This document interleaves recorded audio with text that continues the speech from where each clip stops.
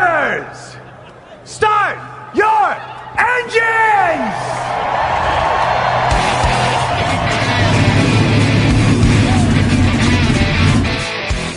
Hit the pace car! What for? Because you hit every other damn thing out there, I want you to be perfect! When I'm driving, I got a guy on the radio who talks to me. It's him, but he talks to me. Well, I wanna be a race car driver, pretty girls eating from my hand, yeah. Wanna live a life of fun and danger, no sweating working for the man, alright.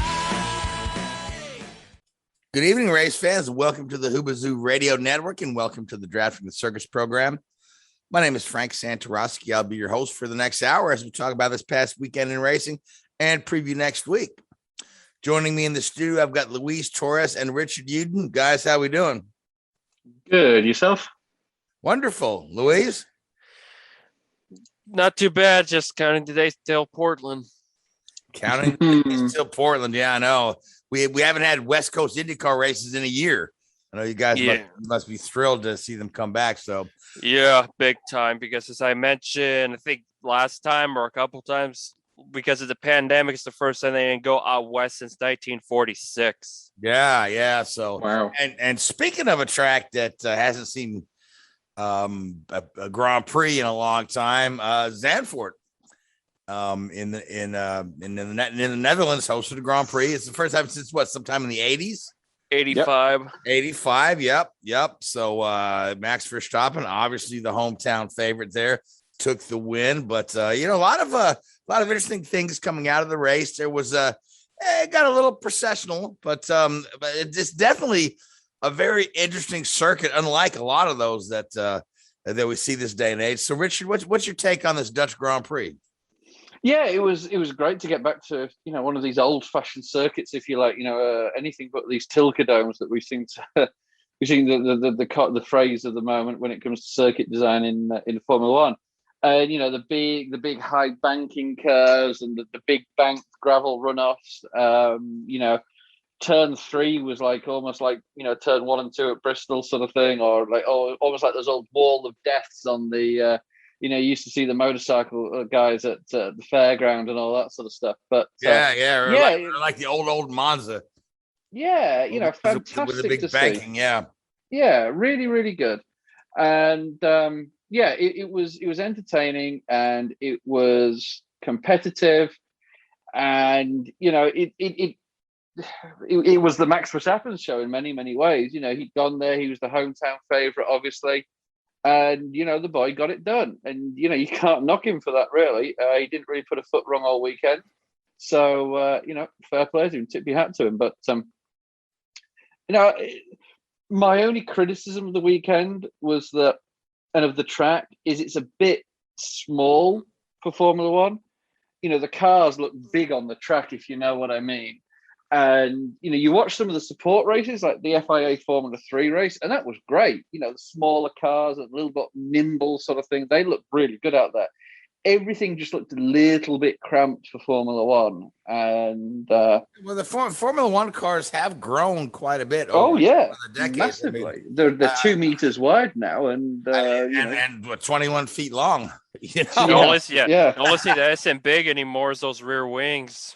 Yeah. And it did look a little bit sort of out of perspective, but but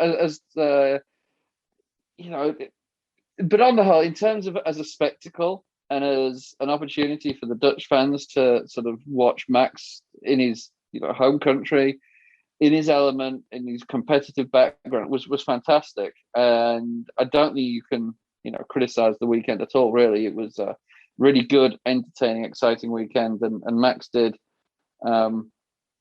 exactly what was asked of him in many ways. So, great win, great drive. Congratulations to him and the Red Bull team. I don't think there was any real surprises during the race. Giovinazzi had a great qualifying run to come in P7, I think it was. I don't think he finished there. I think he dropped almost out the points, didn't he? He didn't have a good result out of it, unfortunately, to back up his case. Whereas I think Alonso had another great showing. Yeah, as did Pierre Gasly, being qualified in P4, partly due to Checo's poor qualifying performance and not getting out of Q1. But Checo, geez, the guy's had two pretty poor weekends post signing that new contract at Red Bull. But he's not even just that. He's haven't had a good Grand Prix weekend in almost 2 months. Yeah, so there's he's got that contract for next year, but I feel the same way with that side with Tsunoda. Yes, I know he's a rookie, but good grief, he has been. Yeah, he was unlucky. I mean, he had a mechanical issue, but again, you looked at the running order through the race, and it was almost like Noah's Ark. The 2x2 sort of thing. The 2 Mercedes, the 2 McLarens, the 2 Ferraris, the 2. Most of the cars were close to each other, and then you had like Alpines. and then you had like Gasly running in the top 5, and then Tsunoda down in 15th. You're like, ooh, that wasn't great. But yeah, I mean, in all fairness, despite a good, entertaining race that was, good to watch, and was really, I think we are incredibly lucky at the moment to be watching 2 generational drivers in Hamilton and Verstappen going at it 100% week in, week out, and battling as they are. And I think we saw that again this weekend with Hamilton and Verstappen. They were right on the limit, both of them. Fantastic, entertaining race of two guys who are at the top of their game, pushing each other.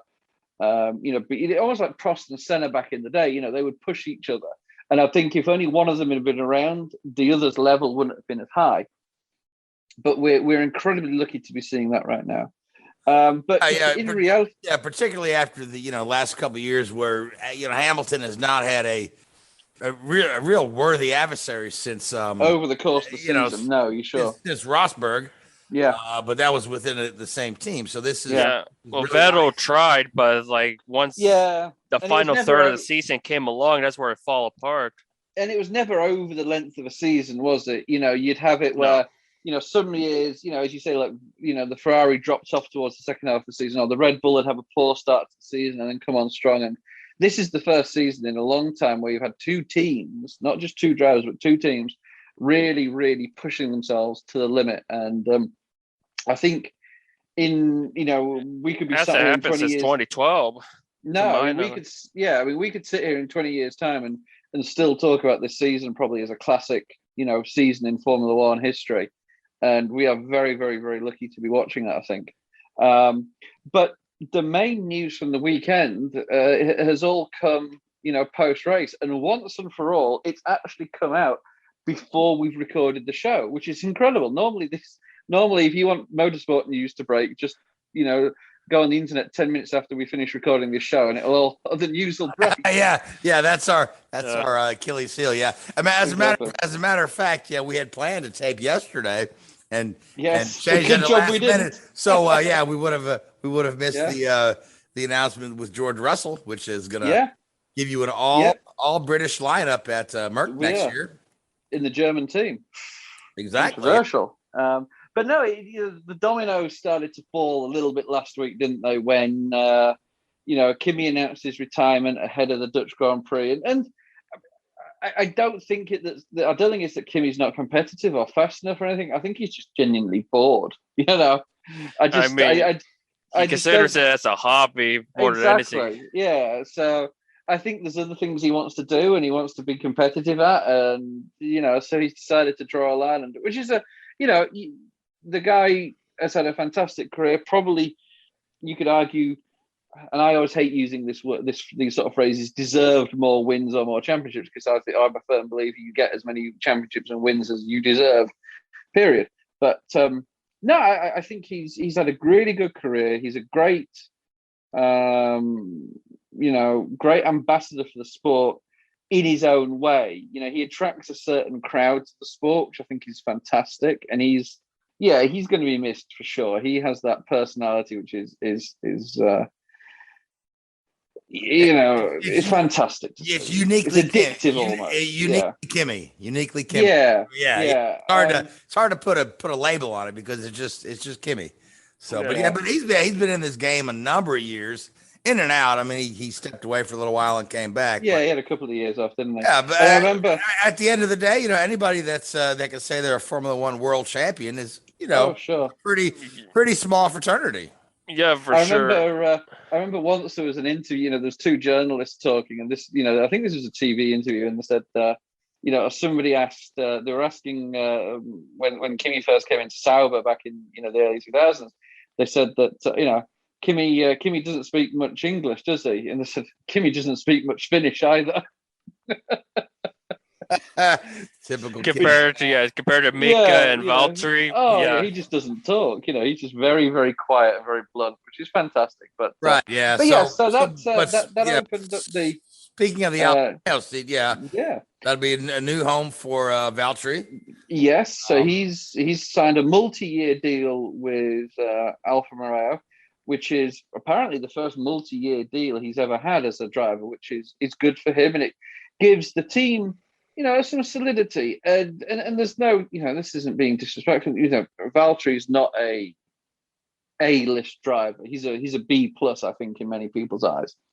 But, you know, for a team like Alfa Romeo, he's going to do a good, solid job, bring the car home. He's going to bring a lot of knowledge of Mercedes, and not just Mercedes technology, because obviously next year we go to a complete new set of aero regulations. So there's a lot of new information going to there. So in terms of the car technology, we're limited. But, you know, in terms of operational technology and operational procedures, and anyway, I'm a huge advocate of why motorsport teams are successful, and that I think boils down to operations, trackside operations, procedures in many ways. But new home for Valtteri. We don't know who he'll be partnering yet. Will it be Giovinazzi? Potentially, but I don't think he's done. You know, Giovinazzi is one of those guys that, a bit like when Marcus Ericsson was there. You know, he hasn't done anything terrible, but he hasn't done anything amazing. He's hung around for a few years.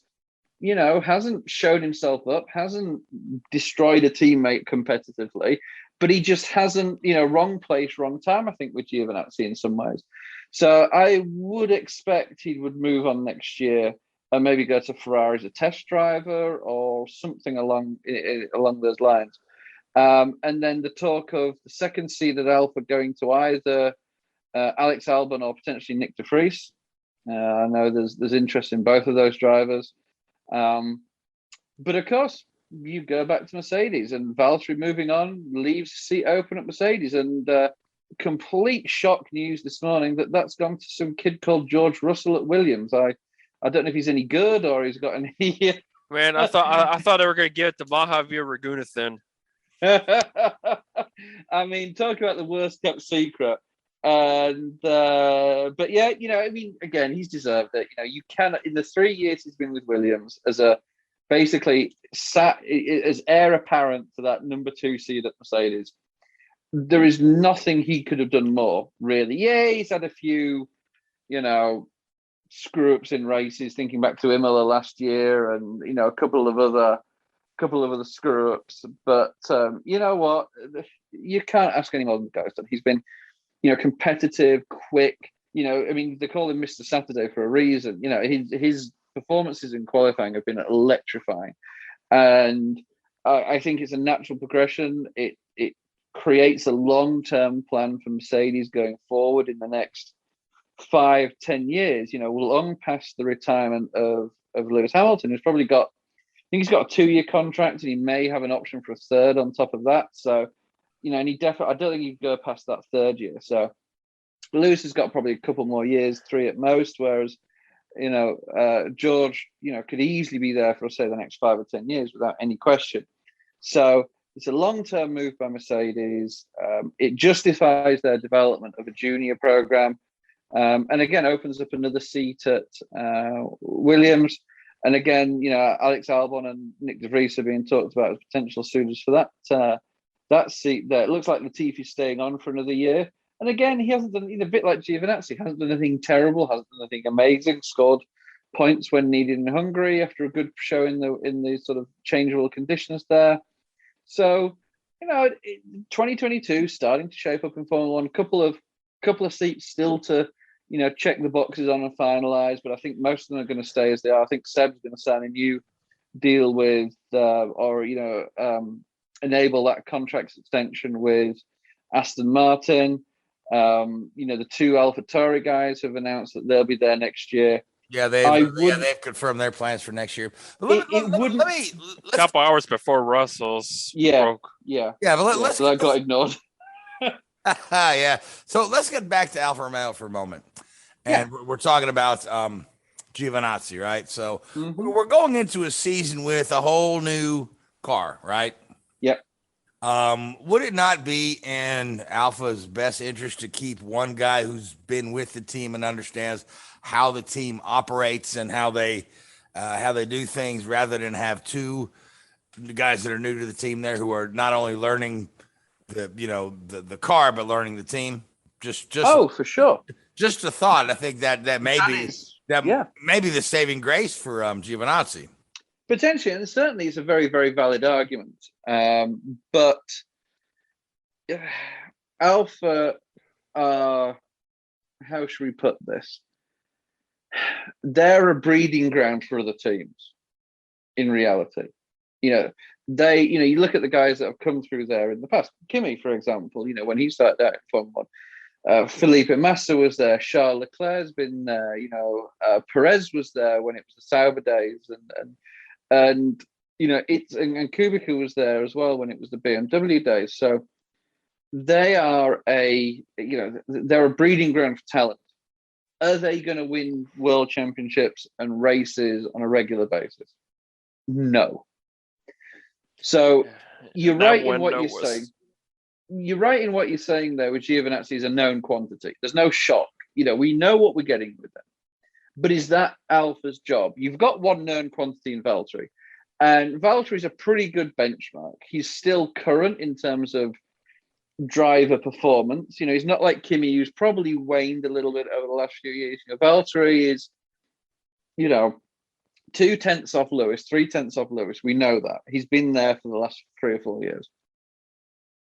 He has the odd good race where he's a bit closer and the odd bad race where he's a little bit further away. So what are you going to get by keeping Giovinazzi? Yeah, you get the same old. Cool, great. If you bring somebody new in, as I say, Albon, I mean, we know Albon to a certain extent as well. We know he's not as fast as Max. Or De Vries or somebody like that, another very few people are as fast as Max. I mean, all things as they are, the kid is a pretty amazing wheel man. Yeah, we don't know much about De Vries as far as Formula One yet. Even if he has this F2 and FE championship, so I'll be curious to see how he does in F1 because. Yeah, and I think the guy does deserve an opportunity. I think without a doubt. But I don't. I know what you're saying, Frank. With do you want that stability? And yes. There is one argument to that, but I would argue that would be valid for a Mercedes or a Red Bull or a Ferrari or a top tier team. I don't think that's Alpha's sort of raison d'etre sort of thing. I don't think that's why they're on the grid right now. It'd be great if they were, but I just don't think they're there right now. And all right, fair enough. That I think adds weight to. And the same with Ericsson. Ericsson was a solid driver, but once you get a guy that is solid, I mean, you look at the number of guys in Formula 1 that have been solid drivers that are no longer in the sport. Being a solid driver does very rarely create a Formula 1 career. Unless your cards fall in the right sequence when seats become available. I can list 25 drivers probably off the top of my head from the last 20 years that have been solid drivers that didn't have a career more than 2 or 3 seasons.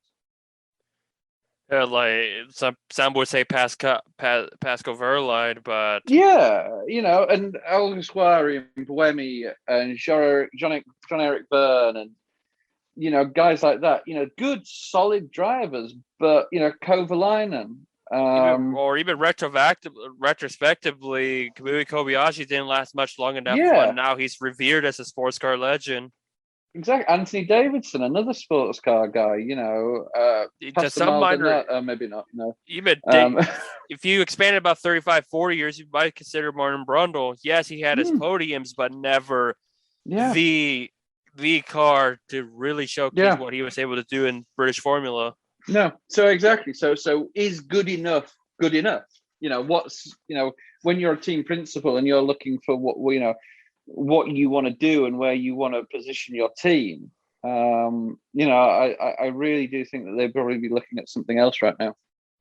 Certainly, yeah. There's a very long answer for a very short question. Yeah. All I know is that I think it's not going to be like last year where the entire 20-man roster of Formula One will be filled in December, deep into December. I think all 20 seats will probably be filled before December. Yeah. Oh, yeah. I think it could be. Yeah. All... I think there's still some turmoil at Haas over ownership of the team that may rear its head or not. There's been a lot of rumors flying around Haas and what the future holds, whether the Russians buy it out or Michael Andretti buys it. I don't know. So not that somebody has to finish last. So Williams decided to improve and leave that behind him for Haas. They probably end up beating Alfa Romeo in the points because of it. Yeah. Oh, yes. Quite good. Yes, Alfa Romeo. I was just looking up the other day. When was the last time Alfa Romeo was won a Grand Prix? And the answer is 1951, the Grand Prix of Spain, and it was Fangio behind the wheel. And of course, this current Alfa team is Alfa Romeo in name only. There's nothing. Yes, I don't believe like Sauber or something. Yeah, it's in the Sauber ancestry that goes back. It says Sauber with just like this early 90s in Formula One. Yeah, there's not an Aston Martin component on the Aston Martin either. Yeah, so. But even when, Alfa Romeo was pretty active. I remember in the 80s, Mario drove for them for a while. They had Bruno Giacomelli. He'd won a pole for them, I believe, at Watkins Glen at one point in time. So, yeah, and then Alfa Romeo left F1. They had a cup of coffee with Danny Sullivan and Indy and kart. That was. Oddly enough, the failed Ferrari kart effort, Ferrari had threatened to leave Formula One and join kart. They built a car and whatnot, but the most of the components of that engine ended up being the Alfa Romeo kart engine that actually competed. And I believe they had, like you said, Denny Sullivan for a while. Al Unser Sr. Drove the Alfa, but again, it was. Just it was a dog. Honestly. Yeah, I mean, so much of a dog that it played a massive role of the outcome of 91 at Indy. Because then that set up the battle with Michael and Rick and that restart. I believe so. I mean, Michael and Rick were having a great battle all day long. So. Like, I mean, for that epic restart where both of them just gave it their all, where Michael seems like he had it, and then Rick eventually showcased why he was the master at Indy. Yeah. Michael passed him on the outside, which was a move that made the announcers gasp. They said, I think it was Paul Page there said, I can't believe Andretti pulled that off and did that. And 3 laps later, mirrors the same move. It's still one of my favorite Indy 500s of all time. Just to watch that battle between Michael and Rick, because oddly enough, as many races as those two guys have won, they've had very, very few battles with one another on the track. You think more of Rick battling with a Gordon Johncock or a Al Unser, and you think more of Michael battling with a Paul Tracy or with a Al Unser Jr. So they're very few examples of Michael Andretti and Rick Mears going head to head. So, but I have no idea how we got so far off topic. We were talking about Alfa Romeo. So, but hey, man, at the end of the day, there's a million stories in racing that are all interlinked one way or the other. Yeah, no, for sure. And a side note, you mentioned Robert Kubica, Kimi Räikkönen. Kubica actually ended up driving his first F1 race since 2019 because of Raikkonen testing positive for COVID, which was unfortunate in a regard because, just mere days after announcing he was going to retire at the end of the season, he couldn't compete. Now he's got to pass all the tests before he could run for Spa. Kubica held his own, to say the least, to be only there for final practice, qualifying in the race. He did what pretty serviceable job, kind of right on par where Kimi would have ended up. It's so much so that apparently he felt like that was his best race he's had since he came back.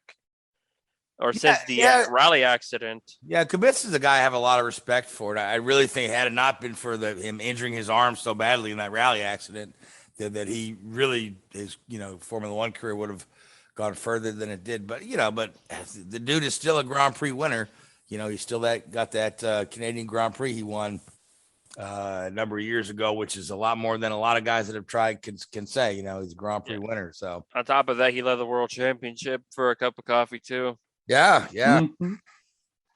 All right, so we are off to Monza next.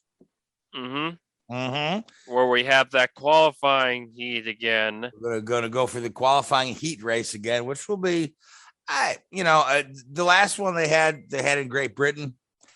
I failed to see the point of the thing. I don't know if it's sold them any more tickets or got them any more airtime, but the only thing that stood out was the TV presentation and that god awful wreath that they gave Verstappen. That was terrible. That I even said, it's like, you should have called up Borg Warner. Maybe they'll send you one. You show how it's done. Even back in the day, the wreaths were like well done. This one is like, let's just slap in a sticker of first place. Yeah, they picked it up at the Dollar Tree, right? Yeah, if they're gonna do something like that again, I hope they've upgraded. Yeah, so Monza, again, another one of the classic circuits. Big horsepower track for sure. Richard, who do you like for you think this is going to favor the Red Bulls or the Mercedes? I'm kind of leaning toward Mercedes on this one. You look at the last power track in at Paul Ricard, and the Red Bulls had the edge there, and Silverstone as well. Red Bulls had the edge. You could argue that at the less of a power track, such as Hungary, Mercedes had the edge. So no, I think it'll still be in the Red Bull wheelhouse. I think that Honda's got some grunt behind it, should we say? All right, so you like Max for Monza? I think you've got to, yeah. You've got to, yeah. Luis, who do you like for Monza? Well, since he took Max, I'm gonna bank on. Let's see. I feel like this race could favor Lando. Let's go with wild card pick. That's a pretty wild card there. Yep. Well, anytime it's a good one though. Anytime you pick outside of Red Bull or Mercedes, you're either saying it's going to rain or there's going to be a number of red flags or something. Yeah, but I mean, hey, why not? Lando has been performing really well this year, so that'll leave me with. I'll just go with Hamilton. Why not? I mean, the guy's only won 100 races, so still looking for 100. I know he's stuck at 99. I'd love to pick a Ferrari for Monza, but that's not going to be in the cards this year. But yeah, I still remember what was the I think it's their last win to date too with Leclerc. No. Yeah, Leclerc won a couple of years ago, didn't he?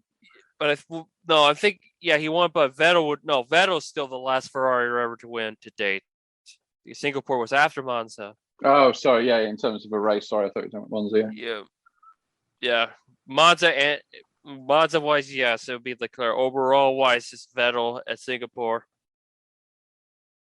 Yeah, you remember the one season where the McLarens between Prost and Senna won every single race except the Italian Grand Prix?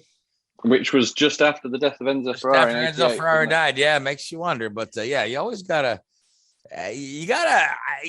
even when Ferrari's down and out, they've got the most rabid fan base I've ever seen when you look at all the Ferrari flags there at a place like Monza. So the old Dutch gave him a run for the money. It reminded me a bit of the old Maxwell-mania, didn't they? Back in the 80s, 90s at Silverstone. There was a sea of orange there. It's a shame they didn't allow them on the track, actually, post-race. I know they don't these days, but it'd been great to have seen them all flood the track and go up to the podium sort of thing as they do at Monza and Silverstone.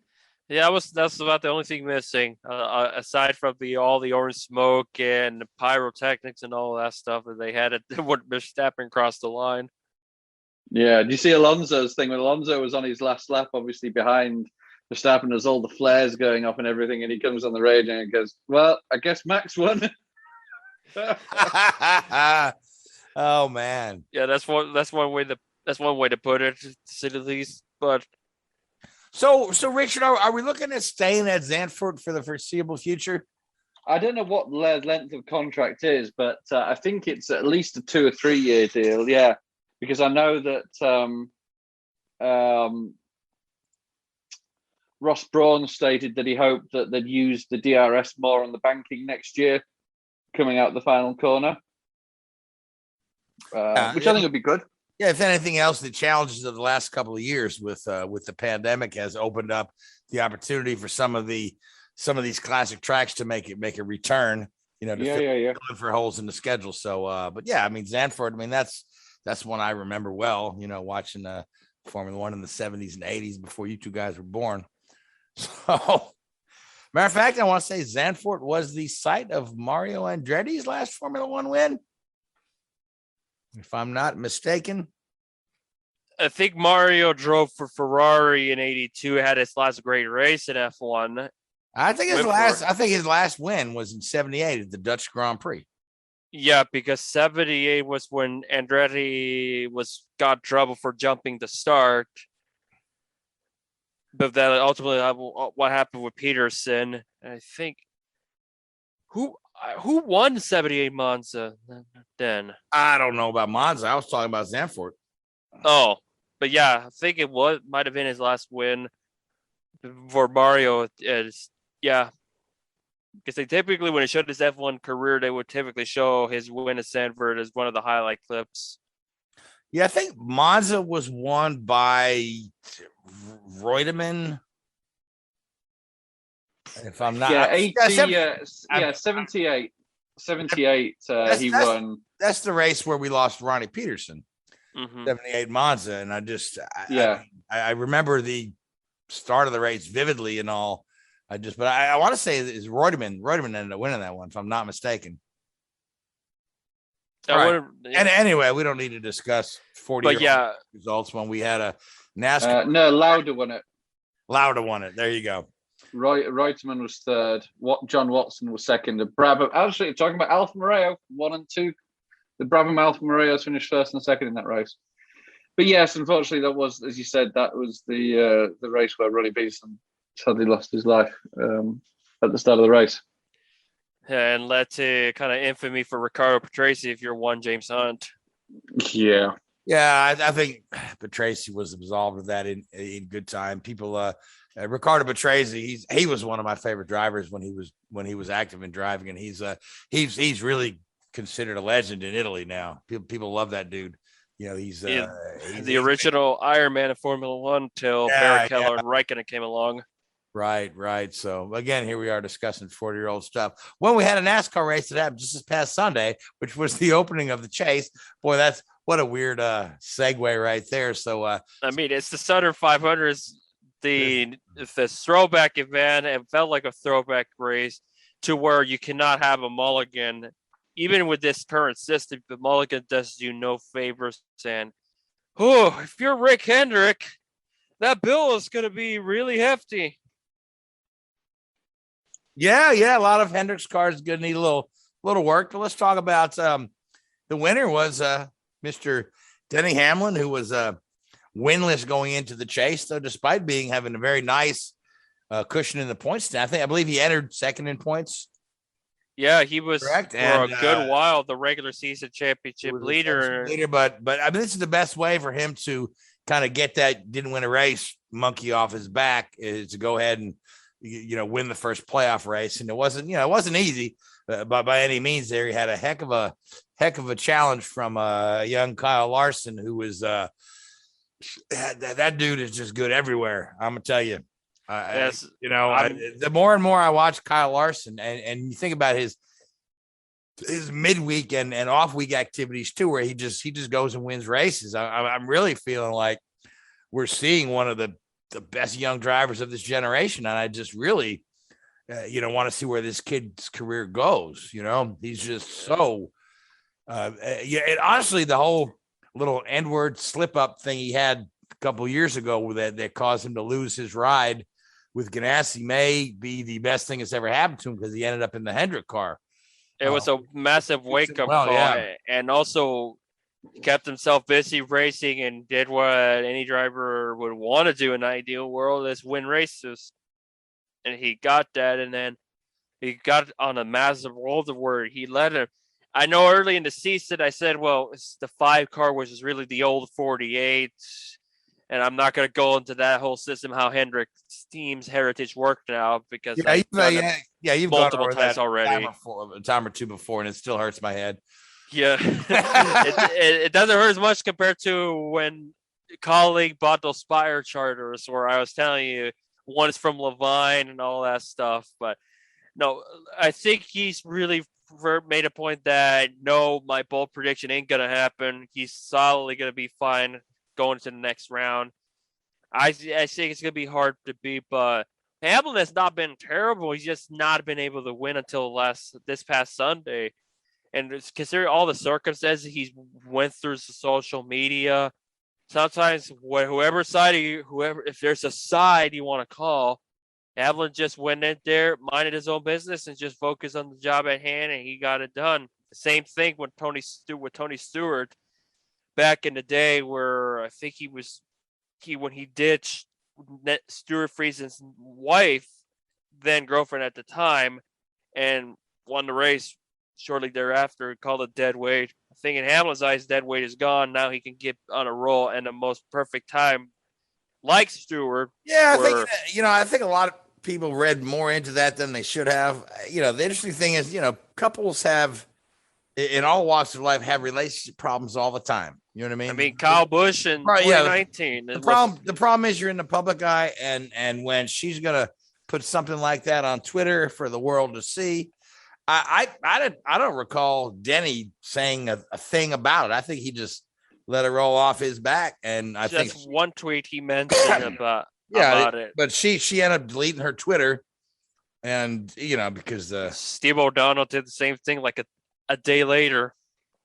For whatever reason. I tend not to read too much into these things because that's life. You know what I mean? Relationship, you have some relationship problems. The problem with social media is it allows you to vent. The problem with being in the public eye is when you vent, so many more people see it. So, but at the end of the day, that's relationship problem is just life. So, and people are saying some god awful horrible things about Denny Hamlin when they don't even know the facts. And I don't know the facts, and I don't think we will. Talk. Yeah. Well, I don't think we will. It's between Denny and Jordan, and it should be nobody else's business.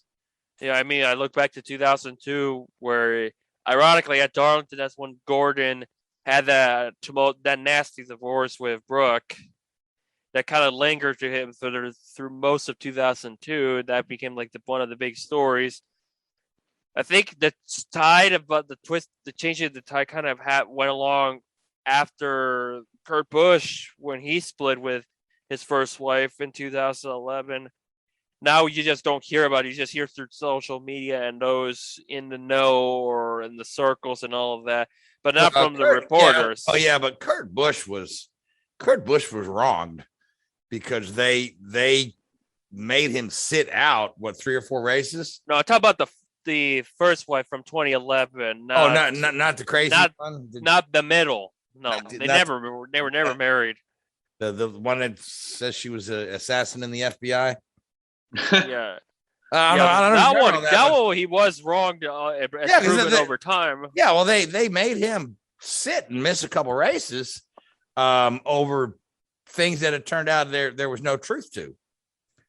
Which again, and I understand the league wanting to be responsible, and you see the same thing in the NFL, where these domestic violence sort of things will cost a guy game time and whatnot. But there comes a point where there has to be a burden of proof, because and again, here we are off topic, but it's there's a lot of he said she said in any kind of relationship problem there. So, but I don't know. But as for the race itself, it was a bad day for Hendrick. Yes, Larson finished second, but he destroyed his car in the process. It was a good day for Ross Chastain. I think that's the best Ganassi car's looked in a while. I think Ganassi has been on a roll. This goes back to it started with Chastain in Nashville, Kurt Busch has had a strong showing because there's still questions whether or not can Kurt Busch carry Ganassi to one last push for that elusive NASCAR championship before they go away and just focus on IndyCar and Extreme E and all the other stuff that Ganassi does.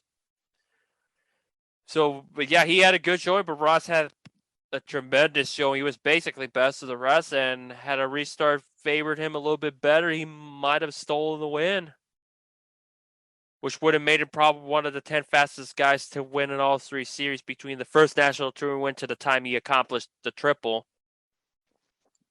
Because people forget that Ross Chastain, yeah, he's been in NASCAR for over a decade, but he didn't start winning until he got that opportunity with Ganassi and Xfinity before the DC Solar fiasco kind of the curb stopped Chastain's progress. But it ultimately panned out to where he's now at Ganassi. He's going to be with Trackhouse next season, of course, but I wouldn't be surprised if Chastain eventually finds a way to win, but it's just a matter of when and how the other playoff drivers contend, because, like I said, you're going to have a lot of sense of urgency from everyone. Ryan Blaney with the bottoming out so bad he did a complete 360, but that ended his day. Kyle Busch was involved in a crash. Chase Elliott had a flat tire that could have wiped out Quinn Houff. At least it wasn't as Rick Ware terrible, where poor old James Davison had a flat tire. If I recall, it collected Cody Ware.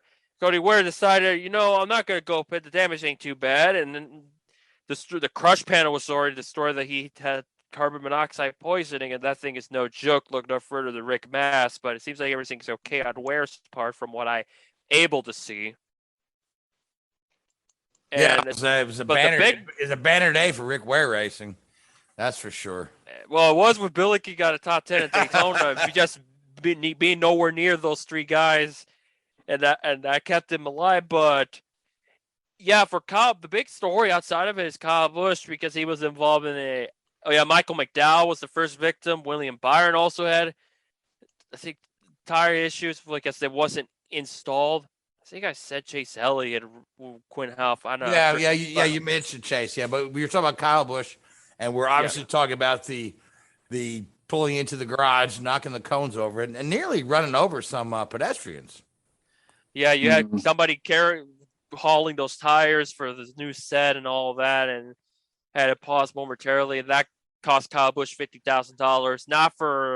Not for his post accident comments, because they done away with penalizing driver points or finding them for swearing. I mean, that's been lenient since that particular word that Kyle Busch used multiple times is pretty much now lenient for TB. It's no longer a sin.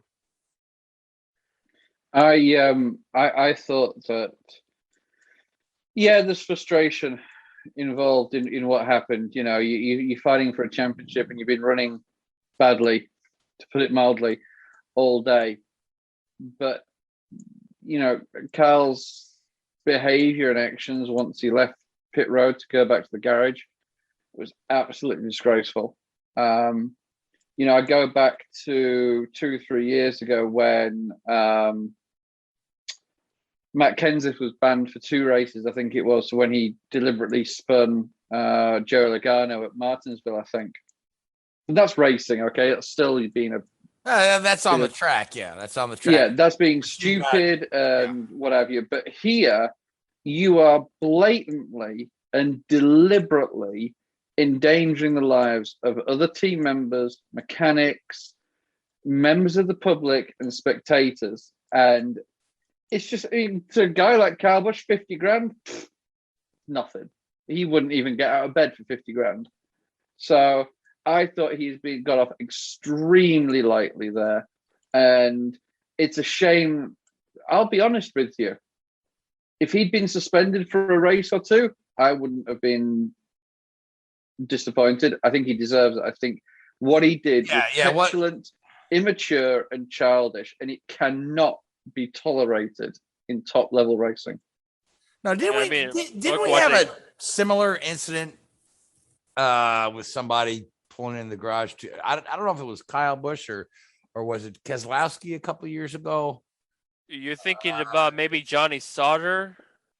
Maybe. Because he got suspended for the whole thing with Austin Hill, and I forget what really where he was there was something because you have Kevin Harvick who pulled into the hauler, and there's been times I think somebody ran into the hauler to kind of show their displeasure. And even outside of NASCAR, you've had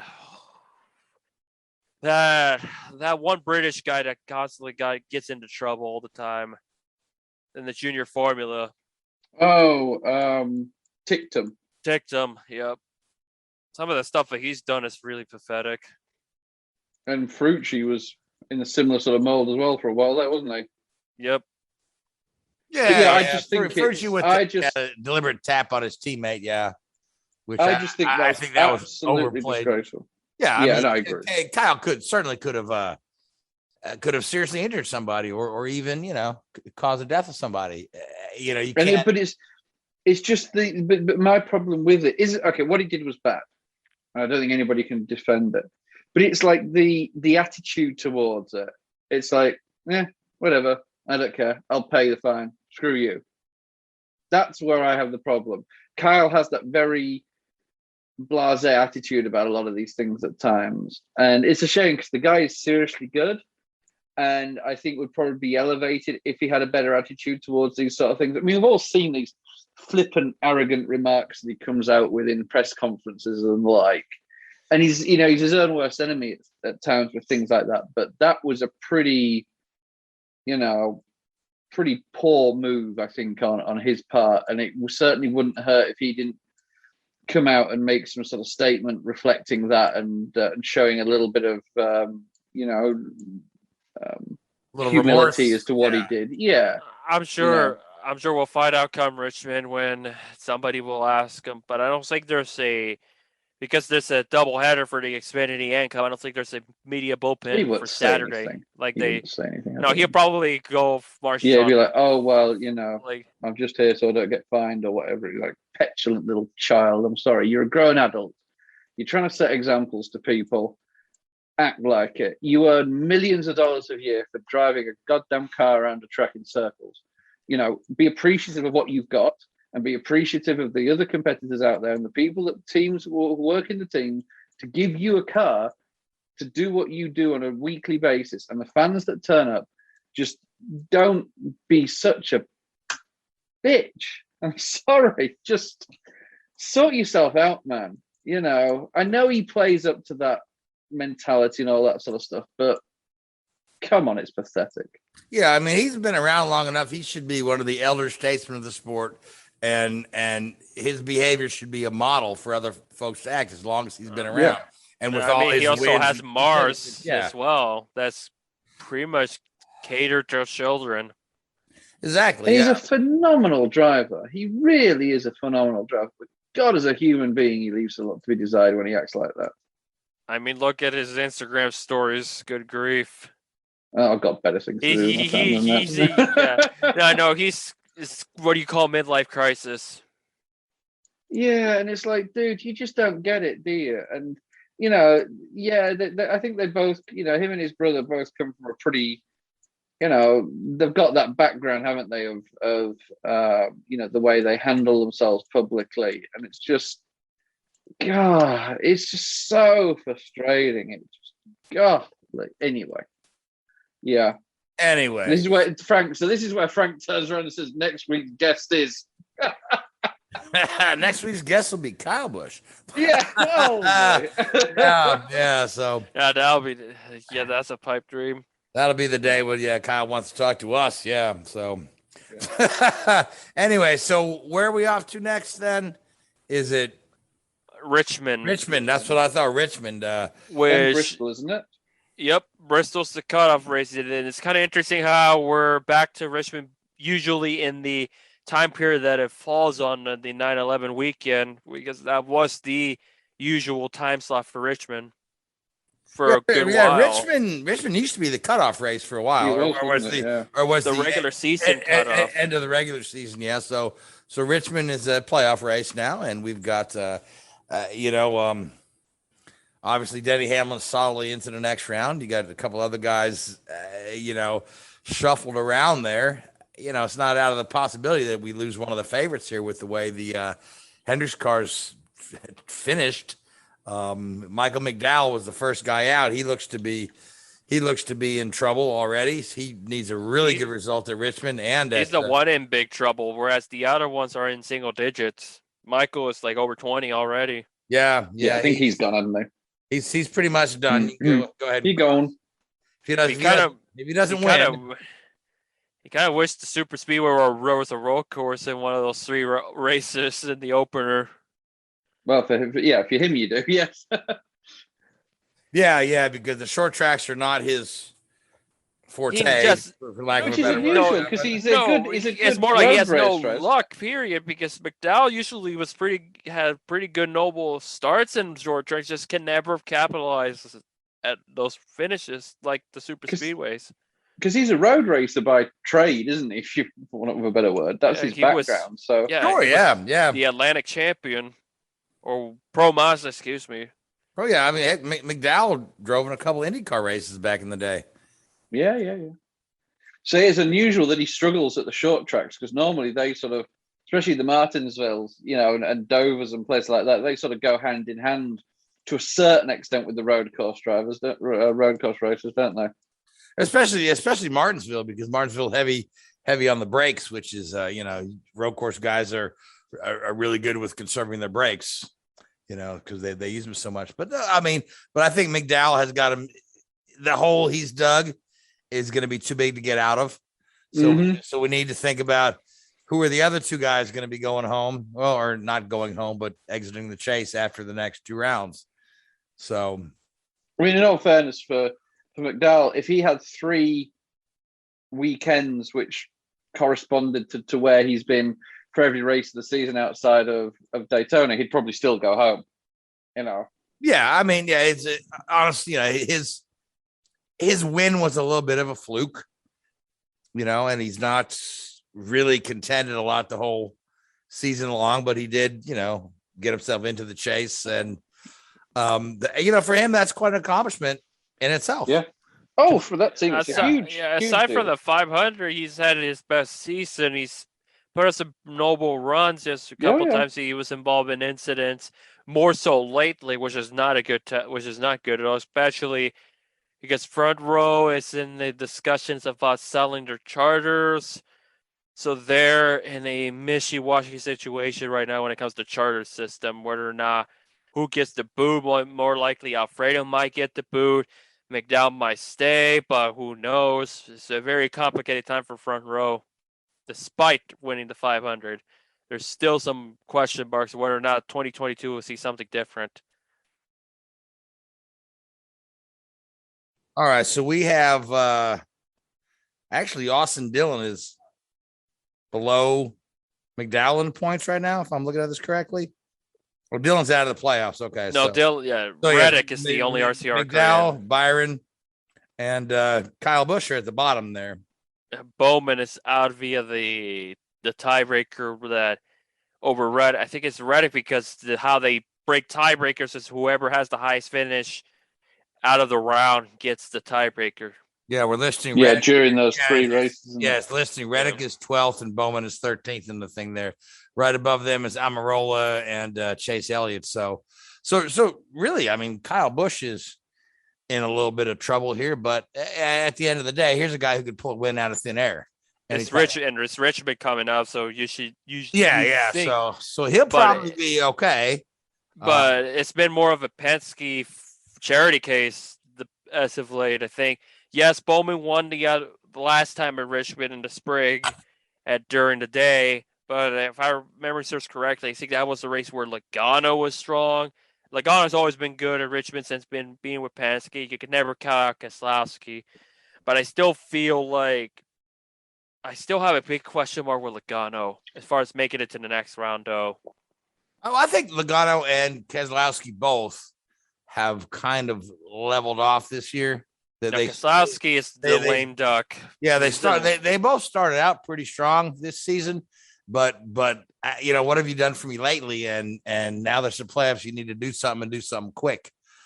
Yeah, so Blaney has stepped. Blaney has stepped. Blaney's the guy that's probably got the best shot of any of the Penske guys to advance to the Final Four. So, but with that being said, let's talk about who we like for Richmond. And Louise, do you like a Penske guy for Richmond? I do in some aspects, but I feel like this could go Larson's way. I think it might go Larson's way this time at Richmond. Okay, well, I mean, every race can go Larson's way, it seems.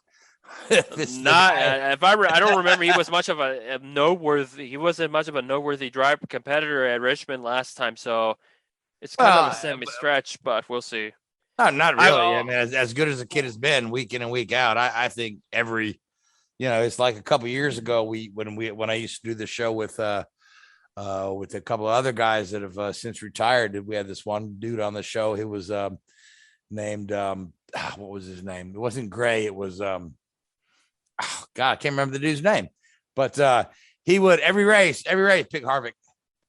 Harvick. That wasn't me, was it? Before I knew what was going on. No. Wasn't you? No, this guy. He's I hate it that his name escapes me because I did the show with him for a while, and he's a track announcer for the one of these local truck series.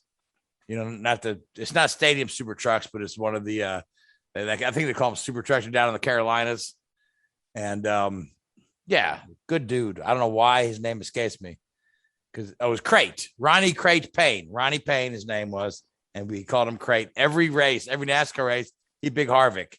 And I think at the end of the year, he was leading us in correct picks. So anyway, so Richard, that being said, you want to pick Harvick or? Yeah, let's go for it. Let's pick Harvick. Yeah, I was actually going to pick Kyle Busch, but I'll have two picks. Harvick needs two picks. Man. Harvick and Kyle Busch. There you go. Everybody gets two. Exactly. Well, yeah. After you you slaughtered Kyle Busch to death, go ahead and pick him to win. Yes. I mean, I'm not saying he ain't going to win. I just don't think he should be allowed to race. Exactly. Yeah. I'm going to go with Truex. Oddly enough, I want to say Truex had a couple of really good runs on short tracks over the last couple of years after never having quite put one of those together. But I think he's got his short track game together, and I think Truex is one of those guys that comes alive playoff time too. So that's where we're at with that. So let's talk about IndyCar coming to Portland this coming weekend. Yes, Louise, you're getting ready to pack your bags and head out to Portland. Excited to have IndyCars on the West Coast again after canceling the entire West Coast swing last year. Portland, one of those great natural terrain road courses that I just love. So, yeah, it's a usual flat road course that you can somewhat compare to Montreal. With that being said, as Roman Grosjean, I expect him to have a career day.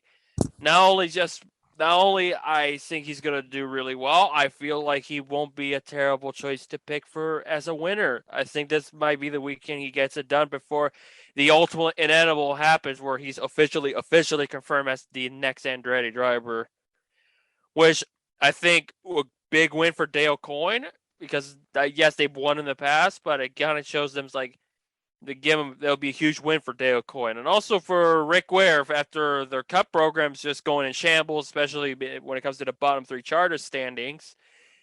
Maybe they'll trend for the right reasons this time come Sunday, albeit large credit goes to the Coyne effort. But all right, we got a championship battle too. Yeah. I was going to say you can't look much past Mr. Joseph Newgarden when we get to these natural terrain road courses as well. He's pretty good there, and again, so is his teammate Will Power. The most recent winner at Portland. Yeah. Then of course, so we've only been back at Portland 2 years, 3 years. 18 and 19. 18 and 19. Sato won in 18. Will Power won in 19. We skipped last year. So I think Sato's just had a bit of a miserable season this year.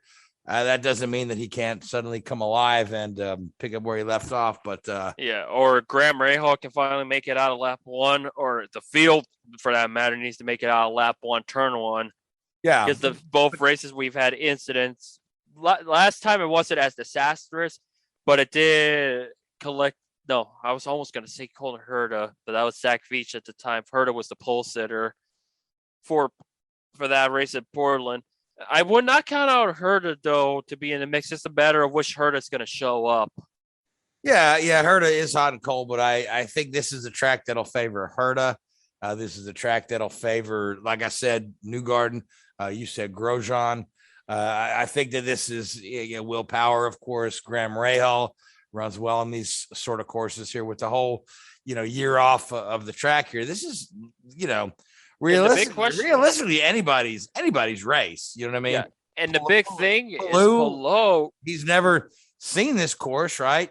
Or any of, he has, I'd imagine he's already seen Laguna, but he's never raced in any of these upcoming races because there were no West Coast last year. Right. But this falls right into his wheelhouse of where his, international experiences run on natural terrain road courses. I think he'll take to this one quite well. I think Award will run well here. Any of these guys, I think Ericsson will run well here. So, this is going to be a tough one. I think it's going to be another one of those ones where the qualifying is going to be the bulk of the field be separated by less than a second. And we're going to have a great race. Yeah, for sure. Qualifying is going to be different this time because they're qualifying much earlier than they have in the past because qualifying is past noon rather than 3 or 4 o'clock because ARCA West is at 4:30 to 5. And before ARCA West, they have their second practice. So there's no NTT IndyCar Series activity on Friday. It's just Indy Lights and ARCA West hitting the track. So it's basically a 2-day show for the IndyCar drivers.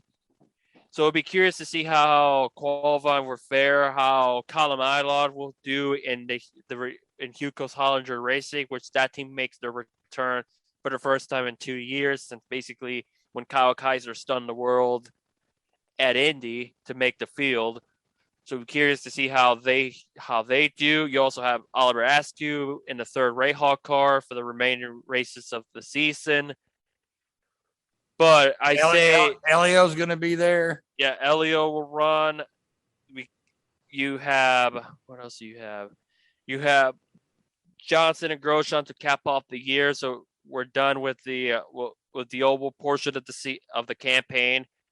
So you got a lot of stories, a lot on the line, a lot of drivers trying to prove their worth, like Ryan Hunter-Reay, who's I think it's established enough that he's looking for a ride in 22. Right, Hinchcliffe as well. Beneath it, Rossi, who would really love to hit the winner's circle this year. Yep, he finished podium last time in Portland as well, along with Felix Rosenquist, who also could use a good showing. Yes, he'll be around in 22 with Arrow McLaren, but it doesn't hurt to have a great run because when we talk about Palou, he needs just to get through a race because the last 2 races have been absolute disaster. Yeah, and he's had those engine penalties where he's starting the race behind the 8 ball. So Palou could use some really good mojo this weekend. And as far as Award is concerned, he just needs to have a great showing, maintain his points lead, right? Finish ahead of Palou. He doesn't necessarily need to win the race, provided that it's not Palou or Newgarden winning the race. He just needs to drive really smart the last 3 races here and see if he can put this thing to rest and win his first championship. Yeah, for sure. Like I said, lap 1, turn 1, can't miss, must see TV. Hopefully they all make it through. And hopefully for one Dalton Kelly, he doesn't run over those signs like he did in that Indy Lights race in 2018. Yeah. Ironically, I think if I recall one. Kellett. Yeah. He's actually improved this year. I'll tell you, he couldn't have gotten worse, but he seems to get a little better. Yeah, he's catching up. He's never going to be he's never going to be. He's serviceable. It helped to now have a full season because I was curious how he's going to do in a whole year, see how far off he'll be. And that's the thing about IndyCar. You're not terrible as far as margin gaps concerned. I know John said at the beginning of the year he was like way off. Sometimes he still is, but we see moments where he'll be there. You'll cut the deficit a little bit where he's not terribly far. It's just a matter of not wrecking the cars and continue learning. Indeed. So that'll be this coming weekend. So this coming weekend, we'll have Monza, Portland, and Richmond, all 3 race series in action. But we are out of time. So, Louise, I want to thank you. I want to thank Richard, who was already had to go hop off of the call and go check on his mother-in-law. Richard, good luck there. I want to thank the Who Was the Radio Network, iHeartRadio, Spreaker, Google Podcasts, and YouTube. And I want to thank you folks that listen to us. But until next week, good night. WHOOBAZOO, that's whoiswhoozoo.com. Enter website.